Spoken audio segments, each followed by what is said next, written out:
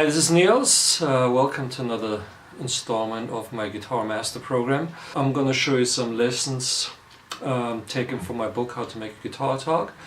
Today I want to talk to you about bending notes. Bending is usually a technique that's very common for most guitar players. Everybody knows it. It's a very expressional tool. Is associated with good feeling, so a good bend is important. So I want to talk to you first about the mechanics of it. Bending is done by pushing strings from one pitch to another. And one important thing is that you always want to support with fingers. You don't want to bend with one finger. It's just too hard. It's hard to control. And if you have one finger bent, maybe with the index finger down there, but whenever I can, I support with the fingers underneath for the push. Now the turning point is the wrist. It's a twisting of the wrist. It's not that the fingers push forward. I mean, you could do that, but then it's hard to add vibrato and other expression. It's hard to control it. Again, I kind of get away from the classical hand position like that, where the thumb is underneath, and I put the thumb a little further up, so it's almost like a hook, and then it's kind of like this motion right here is the bending motion. Now for the guitar, when I bend lower strings, I usually would pull them down rather than push them up. And then the thinner three strings I would push up. Now what's important about bend is that you're aware of where you're bending to. It's not a random pushing of the notes to another pitch. You want to be actually hitting the next note of the appropriate scale or key that you're in. So we got to practice bending to the right notes. There's different intervals you could bend. You could bend a half step, a whole step, minor third, or major third. There will be a half step bend, whole step bend, minor third I'll do up here, a major. So those are the different intervals that I wouldn't try bending a fourth unless you have a string endorsement, because you're probably going to pop them and your finger's going to hurt like hell. But if you can, all the power to you. So those are the intervals that we are bending.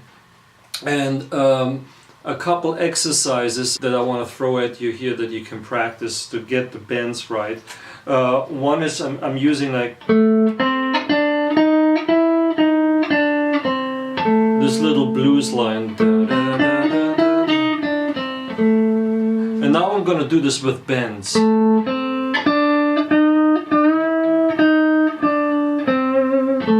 Where I push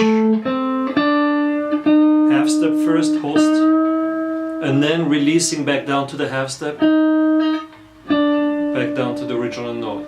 Now one thing you gotta note is that a half step bend physically is not half the way to whole step bend, is more like 80%. So it's a logarithmic curve. So you got to push almost as much for a half step than for a whole step. And that's why we want to practice that. So play the notes first. And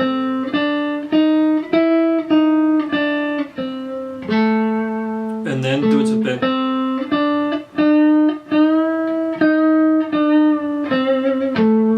Wobble there on the way down a little bit. The reverse bending is almost harder because you really got to let go just a notch to get back down to that half step. Another thing you could practice is just the major scale.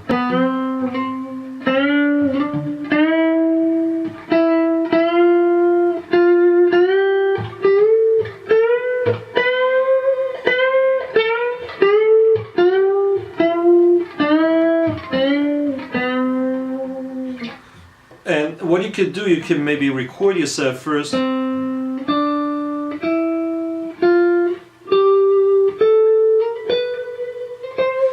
you have a workstation or something at home that you can record yourself with, record yourself playing the scale straight, and then play along with it, bending into these notes. And obviously you have the half step at first, then the whole step,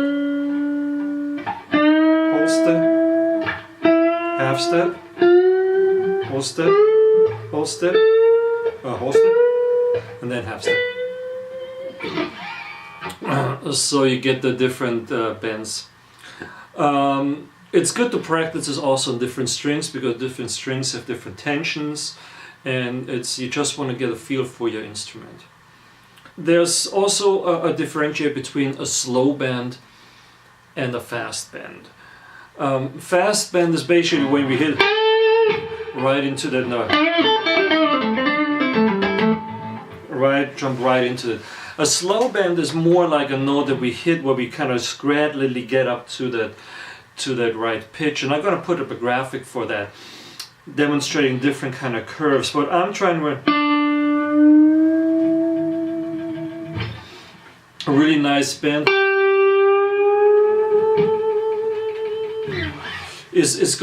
Doesn't go up fast and then makes it up to the very top. That kind of sounds like you didn't quite hit it. I'm actually almost like sagging a little bit. Start slow and then pushing it up towards the top, and then you hit the note. And then what's important is that you add a little vibrato, because if you're just pushing it up, it kind of sounds very dead. So you want to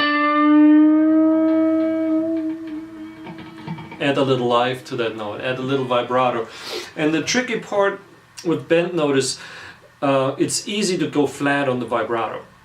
Because if you think about it, you're up to the new pitch, and now you're kind of changing the pitch back and forth. It's easy just to let go. You got to really stay up on that note while you're adding that vibrato. Easier to do with a whammy bar, really.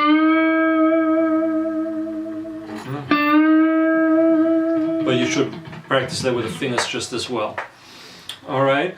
There is a song I want to throw at you. It's a little example where I use a lot of different bending techniques. It's a song from my first album, Blue Planet.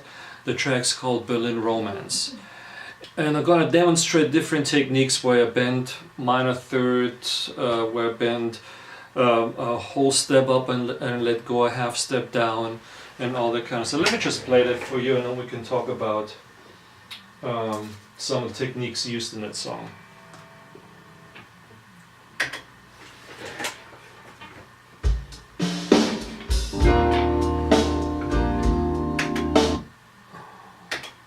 Missed my entrance there. Let me try this again.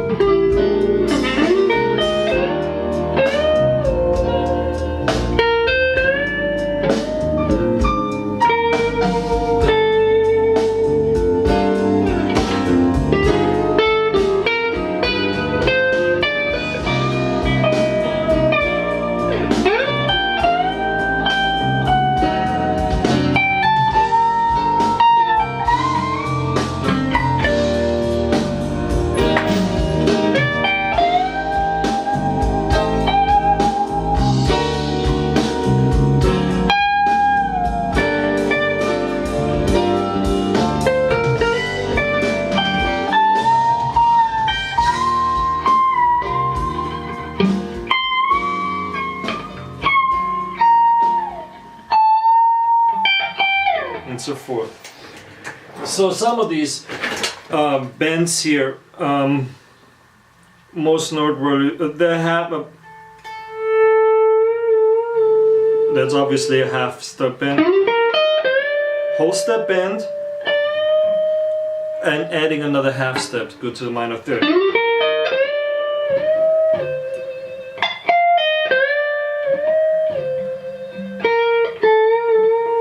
step.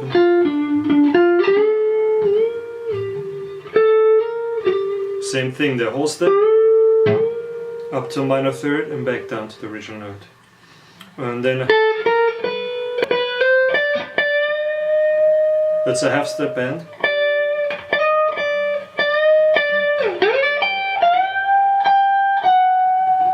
So here I'm bending up a whole step and then let go a half step. And see how I push the fingers, just let's go a little bit. So you need to really practice the difference between the half step and the whole step to get this in tune.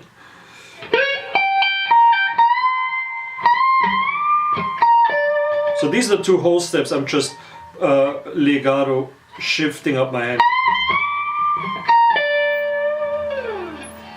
So there's a couple of neat little tricks and you can check out. I'm going to put up the tablature for that. The track is actually available. I'm going to make it available as a jam track, and it's a part of it's in the book. So if you want to get the track and jam along with it, it's a fun joint, and kind of practice these bends a little bit. Practice bending in tune. That's basically the best thing you can do to really sound mature, because it's a giveaway of an amateur player if the bendings are flat or not quite in tune. So spend a little time on it, practice some of these ideas that I gave you. Check out the book, How to Make a Guitar Talk. There's a couple other tricks in there, and I'll see you in the next lesson. I hope that helps, and take care. Sign up for the mailing list at nilsguitar.com if you haven't done so. And stay tuned for more tips. All right, take care. See you later.